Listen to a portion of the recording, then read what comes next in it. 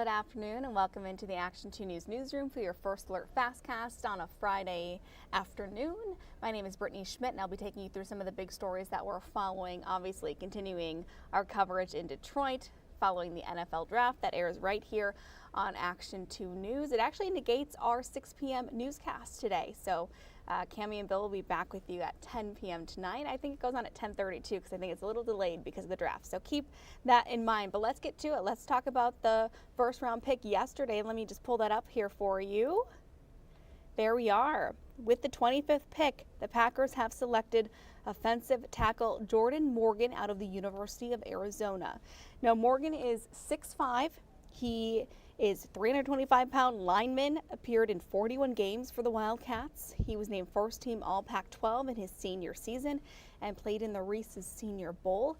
Now in high school, he actually played as the quarterback as a freshman, and he runs a 5-second 40. So as of right now, the Packers are sitting with 4 picks scheduled today for round 2 of the draft. That'll again be here on WBAY, taking place on our Action 2 News at 6 newscast. But we will join you on Action 2 News at 10 with the latest on the picks in round 2. Again, as we sit right now, the Packers will have 4 picks tonight. Another story we're following here that we brought you first yesterday. If you are one of 10,000 clients who received a letter from Bay Oral Surgery and Implant Center, listen up. There's been a privacy incident. Earlier this year, Bay Oral discovered that an unauthorized person accessed an employee's email account. Investigators found that the unauthorized person installed software, accessed emails, and viewed patient information, including social security numbers, banking information. The company says it doesn't know what specific information was viewed, but when we talked to an identity theft expert today, James Lee, he says it really doesn't matter. He says how you protect yourself remains the same no matter what happened. So the first thing Lee says everyone needs to do is make the information less usable. Change your password. Make it unique and long for your accounts. I know it's annoying to have to do that and to remember all of those things, but he tells us today it's really important to do that, and there's different options to help you do that. Use multi-factor authentication when it's available, and then freeze your account to prevent new accounts popping up in your name. So those are the 2 big stories that we're following today. But we know that it's going to be an active weather weekend. So let's bring in David Ernst with us here to tell us a little bit about what we can expect this weekend. I know there are storms on the way.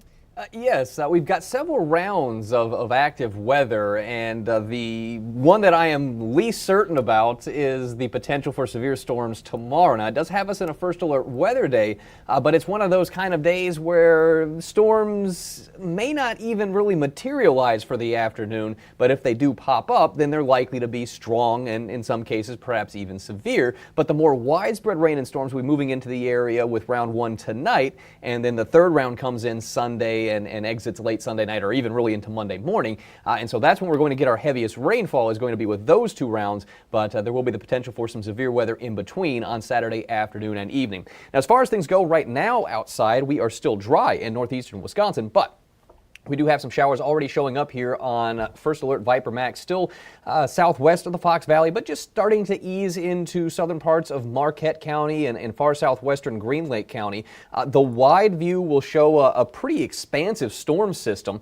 The main area of low pressure, let me go ahead and get my pointer on screen here, is where you see that tornado watch posted, and those black outlines, those are actual tornado warnings. So the wind shear or spin in the atmosphere is highest where that area of low pressure is. We're not looking at any really tornado threat at all tonight, but this heavier rain will move through. There will be some embedded thunderstorms. Maybe a few of those are on the stronger side, but would not expect any severe weather.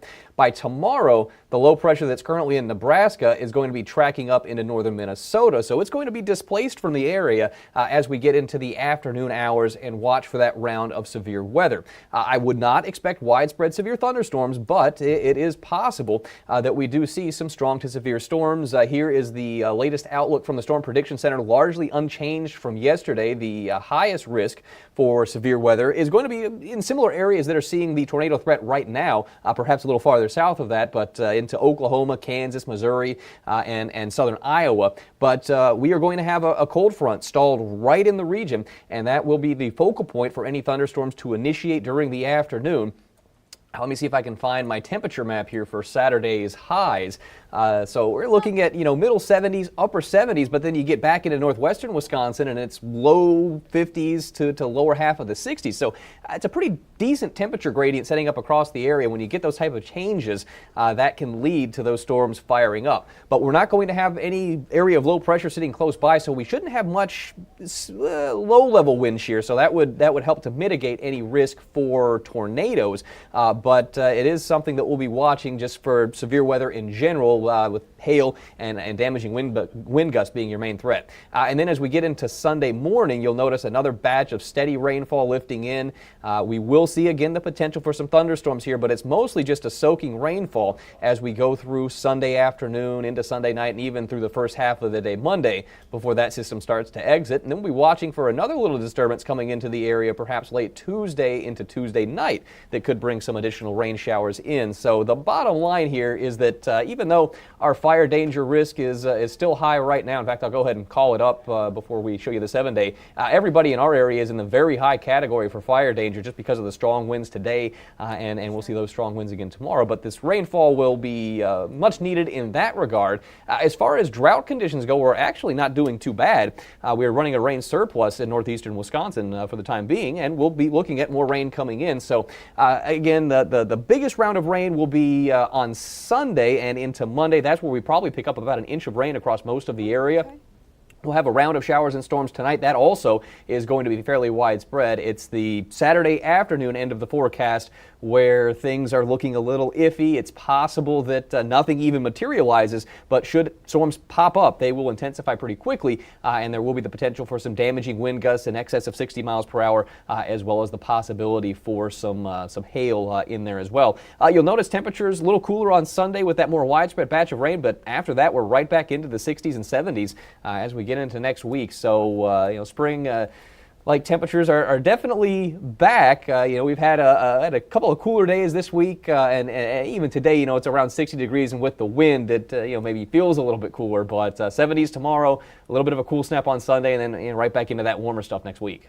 Right, and it looks like a little bit more active this week too. So yes, for sure, definitely heating up, and that's typical in the spring season. Whenever you get the transition going from the cold to the warm pattern, and then in the fall as well, you typically do see more vigorous storm systems tracking across really the eastern half of the country. We'll all be dealing with it. We typically don't get into the heart of our severe weather season until summer, but it can happen in April, and we're definitely going to be watching that potential tomorrow. All right, thanks for tracking it for us, David. We'll check in with you later on. You bet. All right, so let's check out a few more other stories that we're following today that you'll see in our afternoon newscast. So let me pull that up for you to follow along with me. If it goes, there we go. At 4 o'clock, we are learning new details tonight from Oshkosh Police following a weapons complaint that happened on Wednesday in the 800 block of Central Street. We first alerted you to this yesterday. Officers responded to this area. The suspect, a 25-year-old Oshkosh man, had been discharging a firearm from inside his residence. Someone called authorities, and then shortly after police arrived, he was taken into custody. Now, investigators on scene were alerted of a rifle on a tripod that was rigged to shoot anyone opening the suspect's bedroom door. So Samantha Cavalli talking to police today about this incident, and she talks to them about what their plea is to the community, and she'll have that for us tonight on Action 2 News at 4. At 4:30, Cami Rapson in for Chris Roth, because Roth is obviously on draft stuff tonight. It's Upfront Friday with Matt Smith over at WISN. We'll talk all things politics. And then at 5, we have a consumer first alert about an urgent warning about a scam that a local man says cost him thousands of dollars. It involved a fake invoice, fake customer service, and the scammer gaining access to his bank and credit cards. He's sharing this story with Tammy Elliott in a Consumer First Alert so it doesn't happen to you. Very important story there tonight on Action 2 News at 5. And then again, like I said earlier in our Fastcast, the 6 p.m. news, we do not have a newscast because the draft will be on.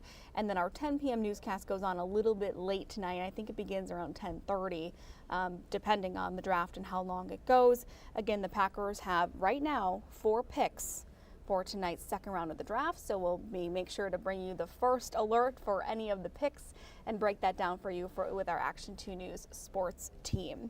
So thanks so much for joining us this Friday afternoon. I hope you have a wonderful weekend. Try to stay dry, and we'll see you back here on Monday. Have a good one.